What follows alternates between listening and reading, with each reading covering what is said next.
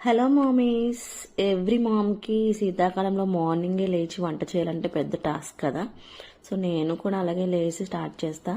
ఏముందా అని చూస్తే తోటకూర కనిపించింది. సరే తోటకూర రైస్ చేద్దామని స్టార్ట్ చేస్తా. అలాగే పెసరపప్పు రైస్ నానబెట్టుకోవాలి. పిల్లలు నార్మల్గా ఉండేది తినరు, విడిగా తోటకూర చేసినా తినరు, అలాగే పప్పు వండినా తినరు. సో ఇలా కలిపేసి రైస్లా చేస్తే మా పిల్లలు అయితే తింటారు. అందుకే ఇలా స్టార్ట్ చేస్తాను. ఫస్ట్ ఆయిల్ వేసుకుని యాలకులు, లవంగం, దాల్చిన చెక్క, అలాగే ఆనియన్స్, పచ్చిమిర్చి, అల్లం వెల్లుల్లి పేస్ట్ ఇవన్నీ వేసుకుని వేపేసుకోవాలి.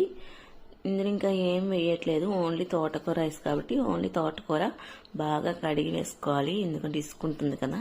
2-3 టైమ్స్ వాష్ చేసుకున్న తర్వాత వేసుకోవాలి. ఇదంతా వేసుకుని ఆయిల్లో ఫ్రై అయిపోయి బాగా ఉడికేటట్టు ఉంచుకోవాలి.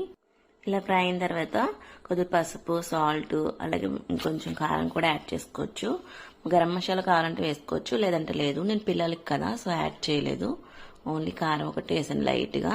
ఇదంతా ఇలా ఫ్రై అయిన తర్వాత మనం ముందుగా నానబెట్టుకున్న రైస్ అంతా వేసేసి ఒకసారి తిప్పుకోవాలి.